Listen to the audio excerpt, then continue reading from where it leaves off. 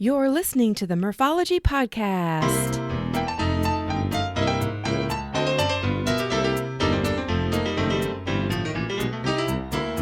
Thanks for tuning into the Morphology Podcast, aka Murph here to share interviews about biking experiences from cyclists who have pedaled to places all over.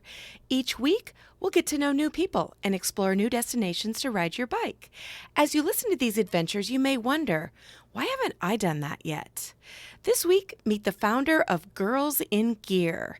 Gabrielle Rossi is the executive director of Girls in Gear, which is a nonprofit organization that teaches young girls life skills through bike skills. Starting as young as 5 years old, Gabrielle and her team of coaches offer both one-day clinics to learn to ride, as well as 8-week programs that combine the physical benefits of biking with the social and emotional learning that help build confidence in each of these youth.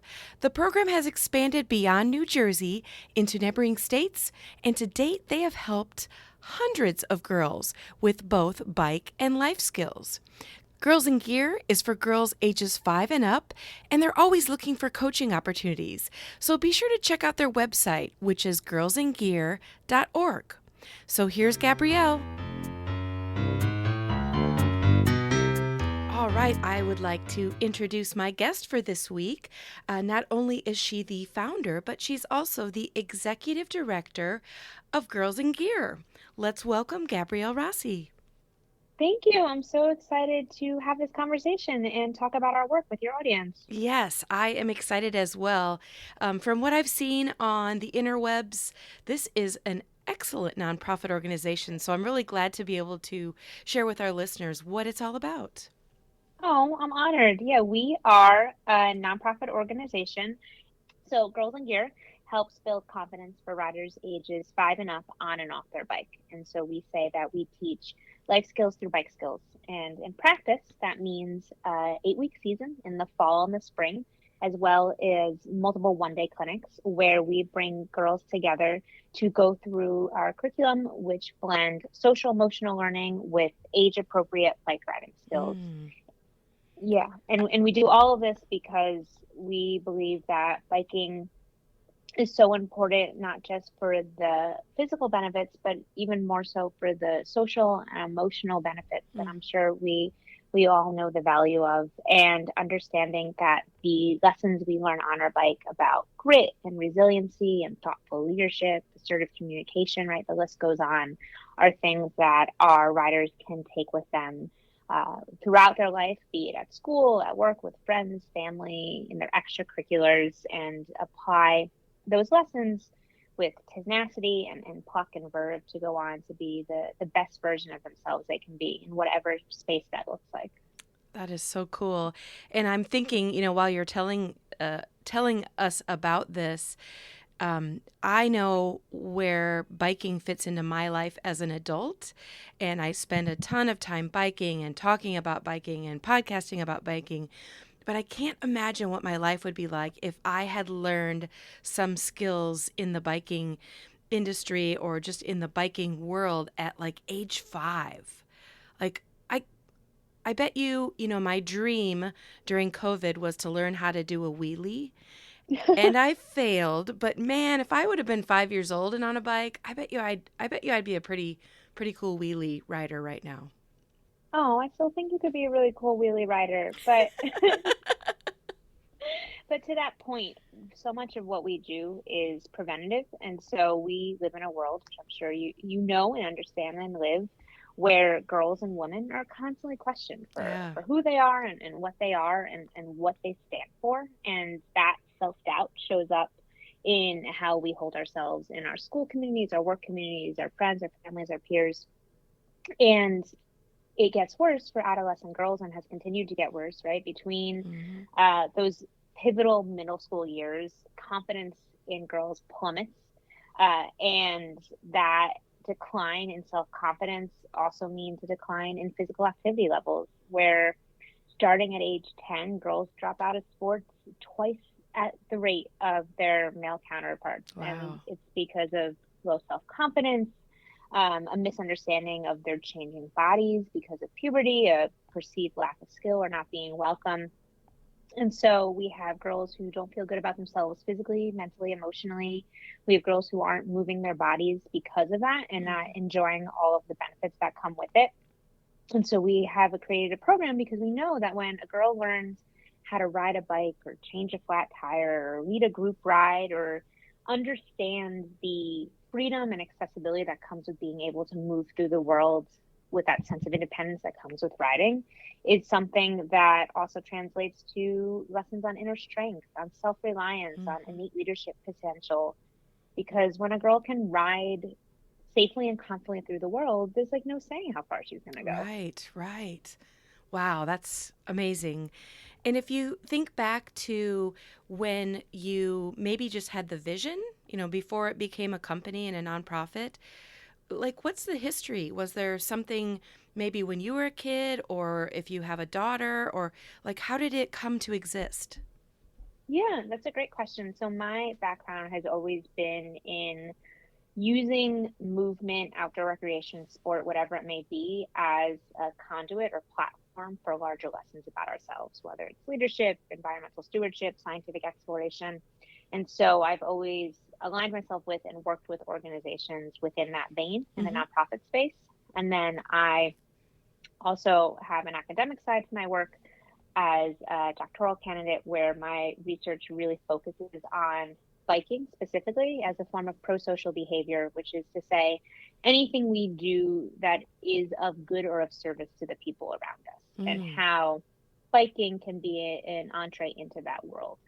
And so those things kind of come together to create this perfect storm. I've also biked across the country for charity, and so I know firsthand, going here bike touring routes, I know firsthand the intrinsic and intangible benefits of that kind of commitment Mm-hmm. and that kind of work. And so Girls and Gear started really small. It started out as a group of 8 girls in my town because I was on the board of my local bike walk group, and the president, who knew me and had known my background, was like, you should really start, a girls biker group in town. We teach all of these learn to ride classes, and we have fairly equal gender parity in these situations and these classes and these events. But you never see those girls bike around town, right? Like we have all Mm. these boy biker gangs that are tearing up the mean streets of suburban New Jersey, but we don't see that for the girls. Like maybe you can be that person. And I'm like, yeah, absolutely. It was in the middle of COVID. I was stuck in my apartment. I wanted to get out and have social Right. interactions too. And we came together for 8 weeks. There were 8 girls, and we talked about our feelings. We biked through puddles. We listened to music, and they told me why Taylor Swift wasn't cool anymore. And we celebrated birthdays. And in so many ways, it was just about infusing joy back into our lives and understanding how to relate to people in a personal face to face setting again. Mm. But so much of what we talked about are so many of the things that really structure our curriculums now, which are far more formalized than they were in that first season. And so we went from having 8 girls to 60 girls to 300 girls. And so it's really snowballed since that first season, not too long ago. And that is really a testament to the wonderful community that has really grown around Girls and Gear and understood this to be a program that is necessary for their own daughters and community members and neighbors and younger selves. Yeah. I hope that, those first 8 girls that you are able to keep in touch with them. So when they're, off to college or whatever they decide to do as adults, that, you can communicate with them and be like, do you remember doing this as a young girl?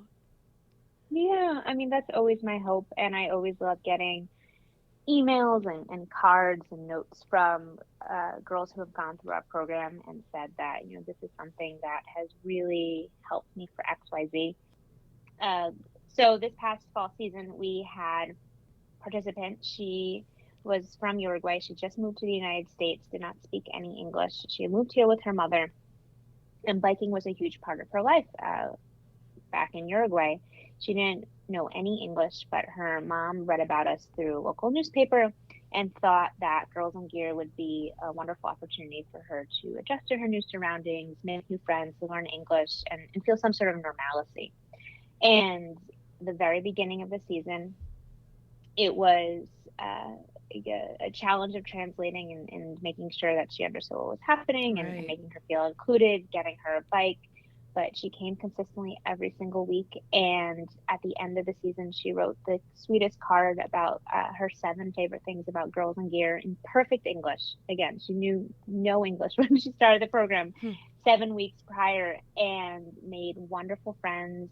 Her mom made wonderful connections to really cement her in the community and have opportunities for upward mobility in terms of housing and job opportunities, and is but one of many really heartwarming stories we get from participants, from school administrators, from parents and caregivers, that Girls and Gear was so transformative for their rider, not necessarily because they learned how to ride a bike or became better at hand signaling, but because they were in a community that fostered personal growth, Right. trying your best in a non competitive manner that was about biking, but is also so much more than biking. Yeah. And you said you had both fall and spring sessions. I don't know if I'm using the right word there. Yeah. And I heard you say something about New Jersey, so I'm guessing that's where you are. But I know you have multiple locations, correct? Yeah, so I am physically in New Jersey, but we have programming all over the place these days. So we have programming throughout New Jersey, Greater Philadelphia, the Greater Washington, D.C. area, into Maryland and Virginia, a big chunk of Eastern Virginia, so the Greater Richmond area, and then Cleveland. And Wow. so yeah, we're a little bit all over the place, which again is incredible. And that is a testament to our volunteers and board members and staff members who have really uh, taken Girls in Gear and run with it in their own communities. And of course, our sponsors and grant makers who make it financially possible. Right. Okay, so you are the founder and also the executive director, and I highly doubt that you are traveling to all those locations for each of these classes. So, what is your role? Yeah, I mean, my role these days can probably be best summed up as chief cheerleader in building an incredible team of people who are so smart and enthusiastic and engaged and fierce advocates for their communities and riders in their own right, Hmm. who are able to build these communities of Girls in Gear supporters and riders and coaches and ambassadors that can build the program. And so A quick interruption to tell you this week's podcast is sponsored by Lizard Lips Lip Balm. These great lip balms contain natural ingredients, come in a variety of flavors, and you can choose certified organic or balms with sun protection. Check it out at lizardlips.net. Now back to the show. we have program directors who work regionally to run programming in their area, along with um, dedicated staff that focus on development, coach training, curriculum development, so that our volunteers feel equipped and confident in their coaching abilities and in knowing that they can be the best role models they can be for our girls, Hmm. and that they have the skills to feel confident to run the program. So I always say you only need to know 3 things to be a Girls in Gear coach, and that's how to properly and safely adjust the helmet, how to raise and lower a bike seat so it's the right height for a rider, and how to put air in your tires.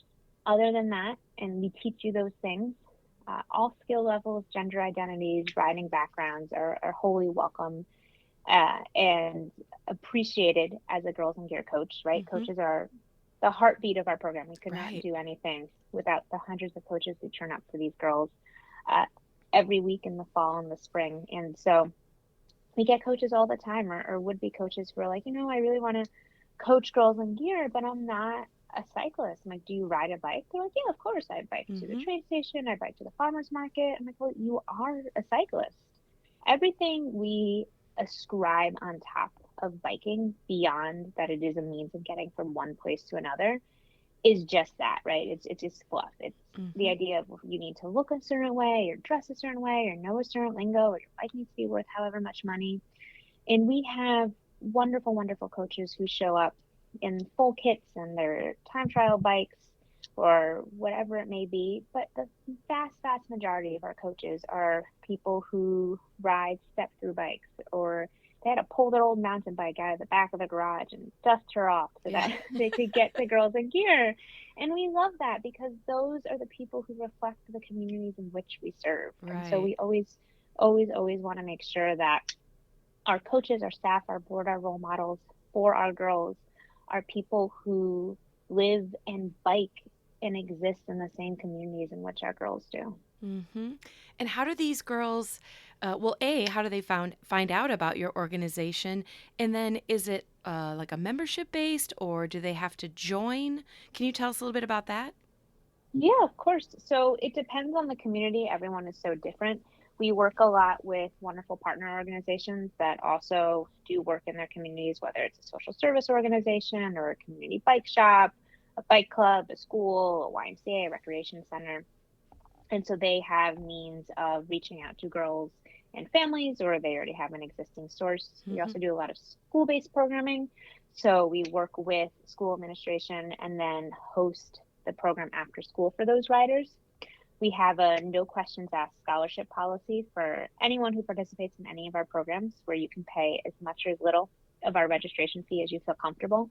And then we also provide bikes and helmets to anyone who needs them. Oh, And wow. that's our way, yeah, that's our way of breaking down barriers of entry to biking for Right. all the reasons I just talked about. But in terms of how girls get involved, so you can sign up for any of our programming. And so you can either sign up for an 8-week season in the fall and the spring, but we also do a lot of 1 day clinics that Hmm. are either learn to ride events or bike maintenance events. And let's go back to like the 8-week program. I Yeah. did read online, I would assume that the girls already know how to ride a bike. Maybe they don't know how to put air in the tire, like you mentioned, and those sorts of things, or properly put their helmet on. But will you describe a typical program? I mean, are they learning? They're certainly not learning how to do a 100-mile bike ride, in 8 weeks. But give us an idea of what they do.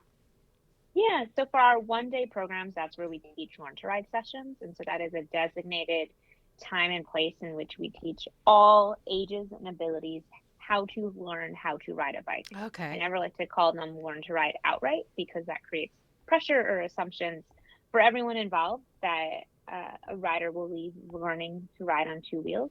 Everyone comes to our learn to ride events with different levels of skill, apprehension, willingness. And so we teach riders the skills and tools to learn how to ride a bike. And a lot of them do learn how to ride on 2 wheels at the end. Mm-hmm. And a lot of them make strides towards that journey and towards that end goal, whatever that end goal looks like for them.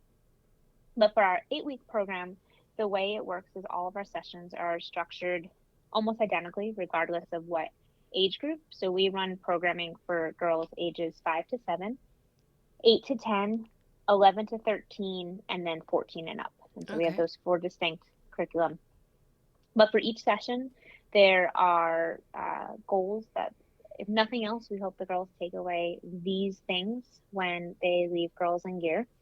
But we start with an introduction of our life skill for the day. And so that might be resiliency, leadership, grit, teamwork, friendship, celebrating what makes us unique. Like the list goes on. And so we use that life skill and we weave it through the lesson in its entirety. And so we introduce the life skill. Maybe we play a game or do a quick chat or role play or whatever it may be. And then there's a mindful meditation moment where the girls really center themselves, think about what do we want to really be present with when we're riding today? How do we clear out the noise that may be in our head and the distractions that we came with at Girls and Gear? How do we set those aside for this 90 minutes? And then we stretch, and then we weave in our connection to biking and then our biking skills. So, for example, we have a lesson on resiliency and what it means to be resilient and who are some resilient people in our lives and what makes them that way. And then that's connected to a lesson on falling off your bike and how that can be really scary. Mm. And so, how do we talk about that? What does that feel like? And then, how do we use those resiliency muscles to get back on our bike? And we do this through games and activities, through bike rides, through play. And so, it's very much movement based. And so, the littlest girls stay contained in a designated car free area because some of them are on balance bikes, some of them on tricycles, some of them are tearing it up on 2 wheels. Mm-hmm. And then the older girls work towards doing longer bike rides. Not quite 100 miles, but they get into double digits. Wow. Yeah.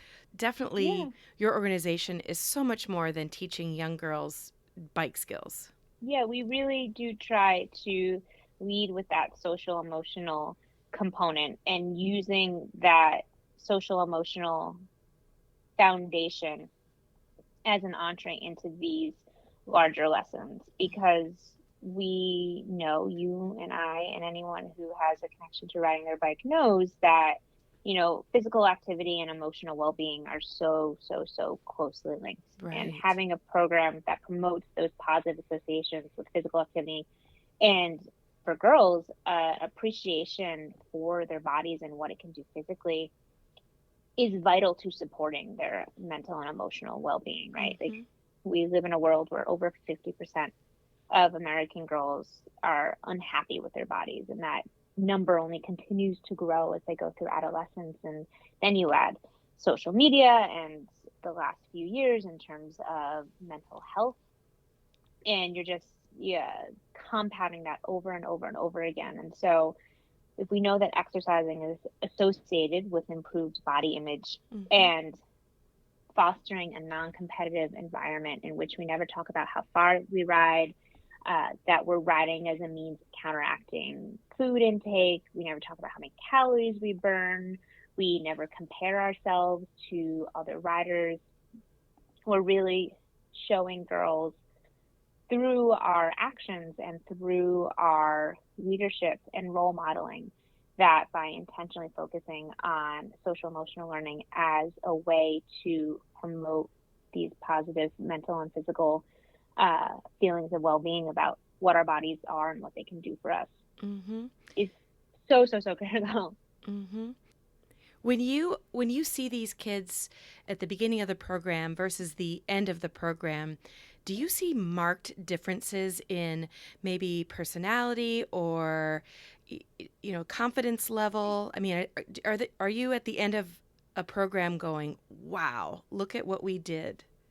Yeah. Oh my gosh, absolutely. Yeah. Every coach I talk to has that story of a rider who came to their program so apprehensive, did not want to be there, Mm-hmm. hated biking. Their parents are throwing them out of the car because they signed them up and they know it's good for them, but they don't want to be there. And they really show that resistance. But as the season goes on, through friendship building and play, really find a way into biking as a means of, whatever it feels for that girl in their life, right? It might be Right. an outlet for anxiety they're feeling at school. It may be an opportunity where maybe they didn't feel fully accepted in a traditional sports or team environment, but Mm-hmm. this gives them all the benefits of being in a team setting without any of the competition. Maybe it's the conversations we're having about how to talk about the ways we're feeling, but we have countless, countless stories about girls who have showed up apprehensive, nervous, scared, reticent, right? Like the list goes on. Right. And especially for the older girls, right? So with the 5 to 7 year old girls, they're always clamoring. They're like physically jumping on top of each other to answer a question or contribute or demonstrate an activity or share their experience. And you go to those sessions and there's life and there's noise and there's enthusiasm and it feels a little chaotic, but everyone is really trying to bring out the best in themselves. Mm-hmm. And then you go to an 11 to 13-year-old session and it's such a stark contrast because the girls don't feel like they have the confidence to speak up or share their opinion or ask a question or move their body. And you literally see the statistics of declining rates of self-esteem in girls like play out in real time, and Wow. it's mind-boggling. And so you compare those two sessions at the very beginning of the season with the 5 to 7 year old girls who are so, so full of life, and then these teenagers who are really, really struggling to feel like they are being seen. And then over the course of the season, you see the 11 to 13-year-olds really peel back those layers and find more of their 5 to 7 year old self, where they are able to confide in each other and their coaches. And that's a testament to the coaches in creating a safe space where girls feel comfortable, stretching outside their comfort zone, trying something new, even if it feels a little scary at first, or, sharing something that they might not otherwise have felt comfortable sharing with the group. Yeah, I'm trying to think of other opportunities those girls would have to be in such a safe place where, like you said, you're not measuring calories or miles, and all the girls are on the same level. They're all just learning how to ride their bike and then talking about feelings. It's a really cool program. Thank you. Thank you so much. We are under no delusions that we are the only bike program out there for Right. youth, but we would like to think that we are really contributing something different in being a non-competitive program, a non-competitive program for girls, and then a non-competitive program for girls that focuses on road biking as opposed to mountain. And you mentioned earlier, that there are countless stories about, girls who have progressed throughout your program. Do you have any specific stories that you want to share with us? Oh my gosh, there's so many. We had a visually impaired rider last spring who had recently moved to the United States and didn't speak any English. And their parents had signed them up for the program. They were 15 years old at the time. Their parents had signed them up for their program as Mhm. an opportunity to get more acclimated to the States and make friends. But they almost exclusively define themselves through their blindness. And so was very, very apprehensive, but finally came to a session and we sourced an adult tricycle, which are just a lot of fun to ride Hmm. generally. And so we sourced an adult tricycle and had a bilingual coach that was their designated coach who was really their eyes and their ears. And so they were there to translate for them, to help them create a sense of space in terms of where they were riding and where they were. And almost immediately they went from being incredibly reticent, scared, unwilling to do something that was so novel and scary for them. And they were taken off. They were tearing up the streets of their community with this adult tricycle because it gave them a way to move through the world that had not been previously accessible to them, and it was incredible to watch. Sure. Wow, that's great. Yeah, we have so many wonderful stories of riders who, come to Girls in Gear their first session and they know how to ride, but they don't like to, or they don't feel confident doing so, or maybe their bike isn't the right size, and so they feel like they can't keep up with the rest of the group. But week after week, they come with that sense of determination and commitment to wanting to be the best version of themselves, and they have a group that is cheering them on every step of the way, and they go from hanging out in the back to clamoring to lead group rides, and that's like such a perfect example of what we can only hope to do with all of our programming. Yeah. And of course, me being a bicycle enthusiast, my hope for you is that all of these girls, continue through life enjoying the bicycle, but they're learning so much more than that. You know what I mean? Even if these girls, end up living in a community where they can't bike or they don't bike, they are still learning all of those other skills as far as mental health and confidence and all that good stuff.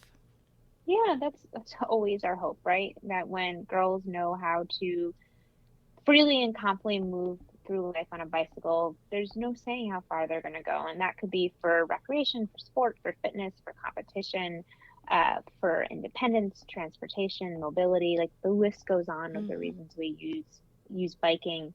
And we hope that the girls continue to do that, use those lessons and take those skills with them wherever they may go, right? We always, of course, want them to come back to our program and participate in our program as it progresses and as they progress through adolescence, but to take their skills and take the bikes we give them and be able to continuously use them. Right.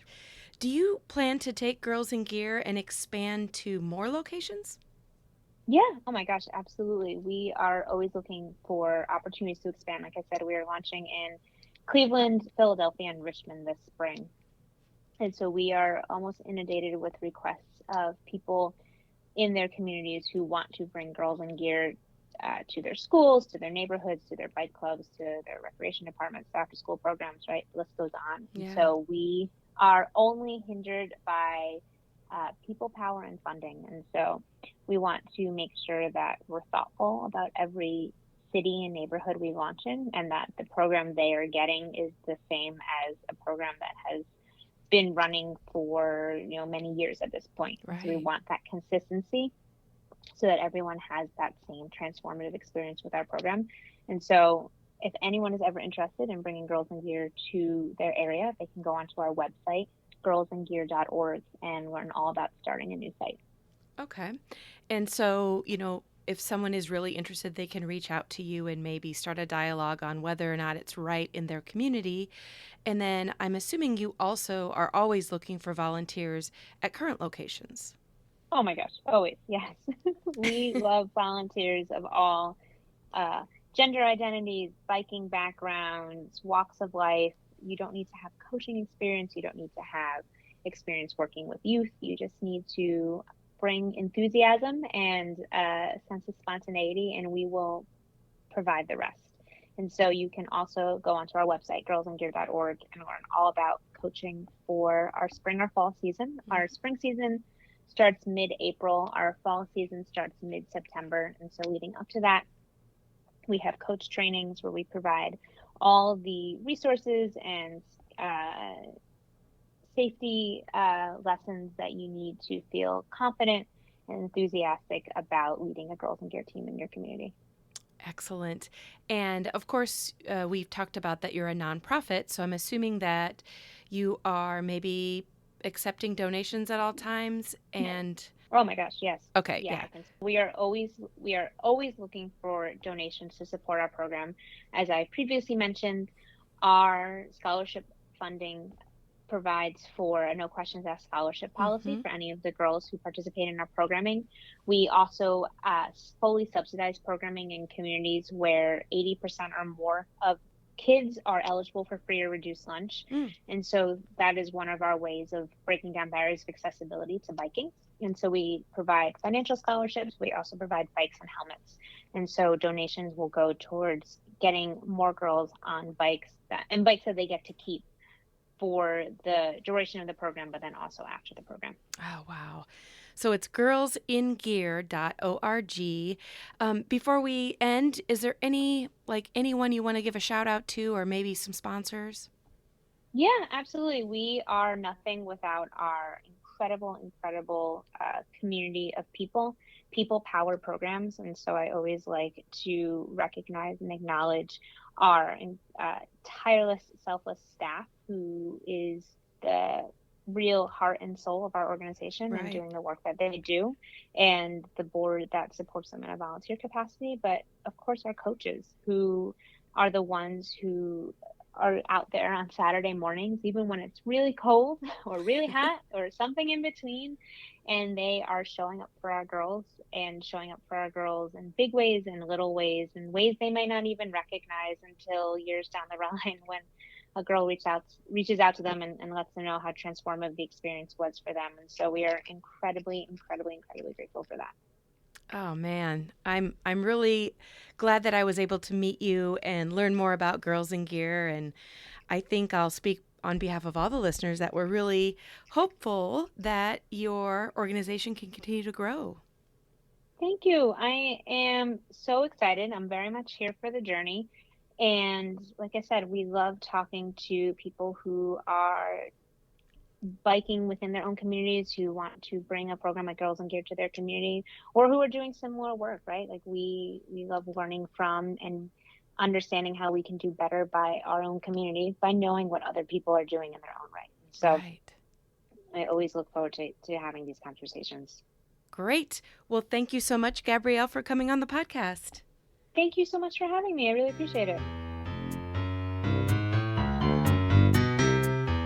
Well, listeners, that's it for this week. Email me at murphologypodcast@gmail.com if you have a topic or the name of a cyclist you find interesting. Support my podcast at patreon.com/murphology and visit both my Facebook and Instagram pages for daily entertainment. I have more great episodes in the pipeline, so I hope you continue to be a Murphology podcast listener.